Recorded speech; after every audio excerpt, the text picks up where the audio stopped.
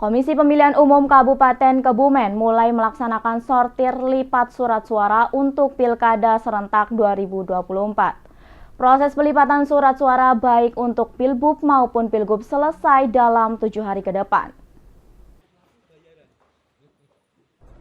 Proses sortir dan lipat surat suara merupakan salah satu tahapan krusial dalam penyelenggaraan Pilkada. Tahapan ini bertujuan untuk memastikan semua surat suara dalam kondisi baik, lengkap, dan siap digunakan pada hari pemungutan suara. Sehingga Komisi Pemilihan Umum KPU Kabupaten Kebumen telah memulai pelaksanaan sortir lipat suara untuk Pilkada serentak 2024.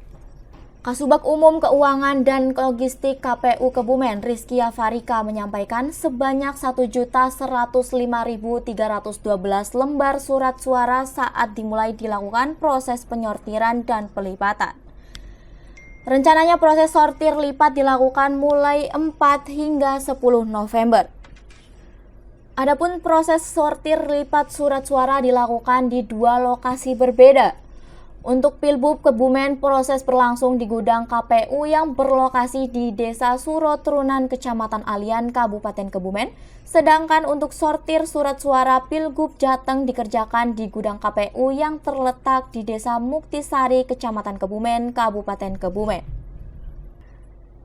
Di mana di masing-masing gudang terdapat 79 petugas sortir lipat suara yang kebanyakan sudah pernah mengikuti proses sortir lipat pada pemilu sebelumnya.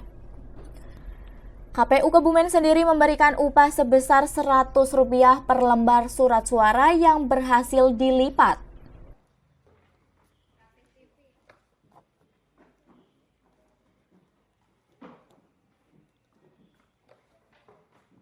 Jadi hari ini KPU mulai sortir lipat mulai 4 November di 2 gudang, yaitu di gudang Surotrunan untuk pemilu Bupati dan Wakil Bupati, lalu di gudang Muktisari untuk surat suara pemilu Gubernur dan Wakil Gubernur. Ya. Pekerja di Surotrunan itu 79 orang.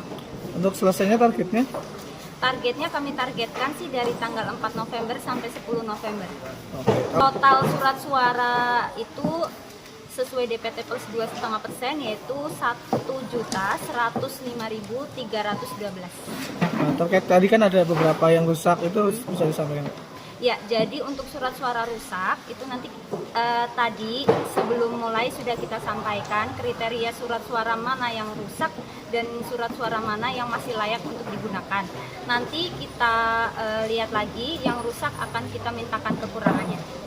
Kalau sampai saat ini belum ada kendala ya, Pak? Alhamdulillah ini masih aman, tapi tadi mungkin udah menemukan beberapa surat suara yang rusak.